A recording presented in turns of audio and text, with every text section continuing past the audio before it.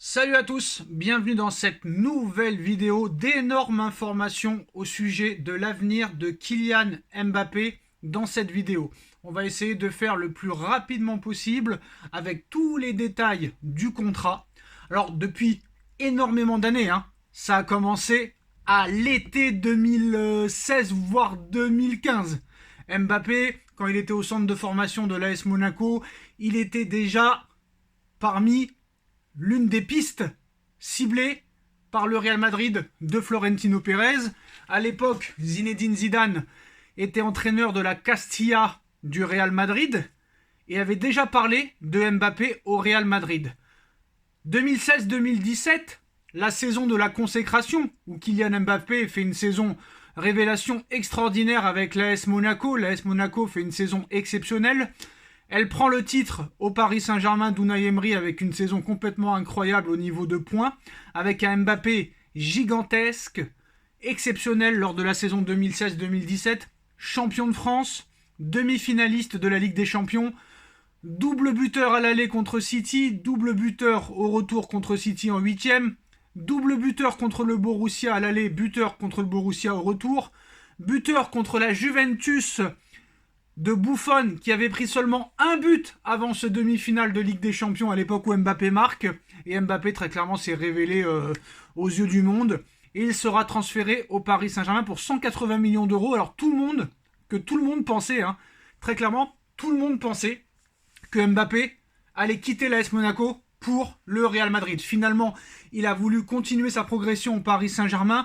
Même Zidane, qui avait fait un match avec l'équipe de France 98, un match de gala pour une association, Zinedine Zidane avait dit à ses copains de l'équipe de France que Mbappé s'était fait. Et finalement, Mbappé, au dernier moment, a laissé tomber le Real Madrid pour rejoindre le Paris Saint-Germain qui avait déboursé 180 millions d'euros.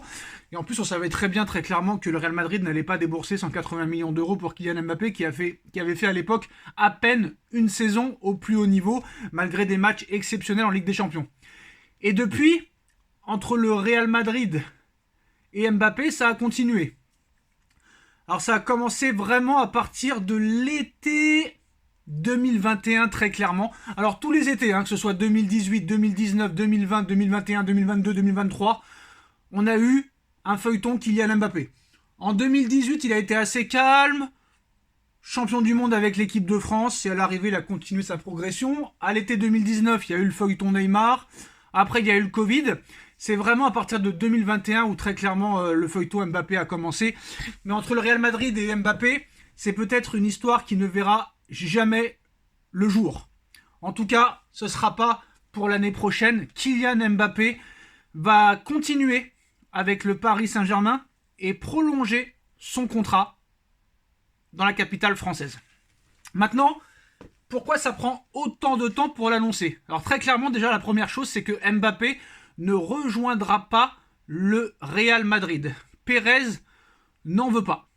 Aux conditions de Mbappé, bien sûr. Pérez veut bien avoir Mbappé gratuitement, mais il sait très bien que ça ne sera pas gratuit, vu que monsieur Mbappé, son clan, sa mère et son avocate demandent 150 millions d'euros de prime à la signature, pas 140, pas 130, pas 90, pas 100, 150 millions d'euros de prime à la signature et un salaire minimum de 50 millions d'euros. Chose que le Real ne lui donnera jamais. Il veut 100% de ses droits d'image. Il n'en aura même pas la moitié au Real Madrid. Sa mère veut 100 millions d'euros de commission pour elle.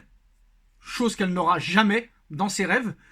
Et aussi l'autorisation de participer aux Jeux Olympiques. Mais surtout, le Real Madrid ne lui offrira pas. Parce que permettre à Mbappé de faire les JO coûterait très très très cher au Real Madrid financièrement. Donc ce ne sera pas possible. Et Mbappé, à l'arrivée, n'a jamais vraiment voulu signer au Real Madrid parce que Mbappé et son clan, sa mère, Faisal Amari et son avocate Delphine se sont servis du Real Madrid et de Florentino Pérez, sachant qu'on sait très bien que Pérez ne se met pas à genoux devant un grand joueur, Mbappé ou pas. Demandez au Cristiano Ronaldo, au Zinedine Zidane, au Figo, au Raoul, au Guti, au Bale, au Varane, au Casemiro, il y a eu tellement de stars. Il s'agenouille devant personne. tout le monde est libre de partir. Si tu veux signer au Real Madrid, c'est aux conditions de Florentino Pérez. Et en fait, Mbappé a toujours utilisé le Real Madrid pour prolonger son contrat au Paris Saint-Germain et toucher le maximum possible. Et là, ce qu'il va toucher, Mbappé, c'est incroyablement rocambolesque. Des chiffres à faire tourner le cerveau. Il va prolonger jusqu'en 2027, avec peut-être plus une année en option, mais ça on n'est pas sûr.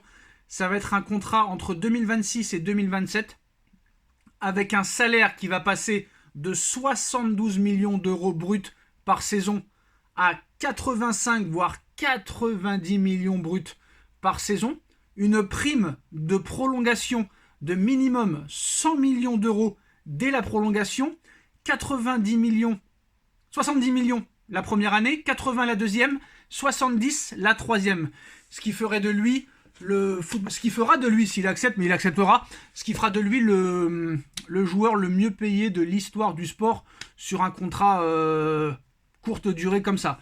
Donc Mbappé prolongera au Paris Saint-Germain jusqu'en 2026, voire 2027, avec très clairement tous les avantages. Il participera aux Jeux Olympiques. Il aura ses primes de fidélité qu'il devait toucher. Il aura sa prime de prolongation. Il aura un salaire encore plus élevé qu'à l'heure actuelle. On parle de 90 millions d'euros bruts par an. Et là, quoi qu'il en soit, hein, c'est une vraie information. Voilà, c'est une vraie information. Vous la prenez comme vous voulez. Vous y croyez pas. Mais il n'ira jamais au Real Madrid. Et il a toujours utilisé Florentino Pérez, sachant que Pérez sait très bien qu'il ne dira pas oui aux conditions de Mbappé et de son clan. L'offre du Real Madrid pour Kylian Mbappé est encore plus faible que celle qu'il lui avait proposée en 2022. L'offre de Pérez, le salaire est moins élevé que celui de Vinicius. Il est encore plus faible que celui de Jude Bellingham. Ça m'étonnerait que Mbappé accepte de toucher moins que Jude Bellingham et que Vinicius Junior. Et surtout, le Real Madrid n'en a pas besoin, vu que le Real Madrid ira sur Erling Haaland, parce que vu le schéma actuel du Real Madrid avec un Jude Bellingham qui marche sur l'eau, un Vinicius qui est en plein essor, un Rodrigo qui est de mieux en mieux, avec un Hendrick qui va arriver, un Brahim Diaz qui progresse de match en match, un Joselu qui peut être plus qu'un joker, Arda Güler, très jeune joueur, qui a peut-être arrivé aussi et progressé dans les prochains mois. Il n'y a pas besoin de Mbappé, et s'il y a besoin d'un numéro 9, c'est Erling Haaland, la priorité au conseil d'administration du Real Madrid, et la priorité de Florentino Pérez l'été prochain, c'est Alphonso Davies à gauche, c'est Lenny Yoro de Lille dans l'axe, une piste aussi du Paris Saint-Germain, et Erling Haaland devant, qui coûtera beaucoup moins cher au Real Madrid. Pour rappel, hein, Haaland a une clause libératoire de 100 à 150 millions d'euros pour les clubs étrangers, et en plus de ça, en salaire, ça coûterait beaucoup moins cher que Mbappé, sachant que Erling Haaland touche à l'heure actuelle 12 millions d'euros annuels à City.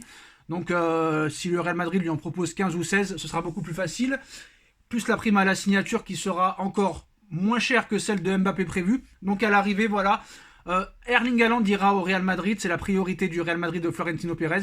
Et Mbappé prolongera son contrat au Paris Saint-Germain jusqu'en 2027 avec un salaire qui va être augmenté, des primes de fidélité, des primes de prolongation, et encore aussi un œil sur le recrutement du Paris Saint-Germain. Et on veut garder Mbappé pour continuer à construire autour de lui, et surtout continuer de se servir de Mbappé pour attirer les meilleurs joueurs français et les meilleurs jeunes joueurs français dans les prochains mercatos, comme Lenny Yoro, comme peut-être Théo Hernandez, comme d'autres joueurs français qui sont en train très clairement de voir un très beau football en ce moment, et de voir le jour et de progresser. Voilà les postos, c'est la fin de cette vidéo. Dites-nous en commentaire ce que vous en pensez. On like, on partage, on commente, on s'abonne. On se retrouve très vite pour une nouvelle vidéo. Tchuss.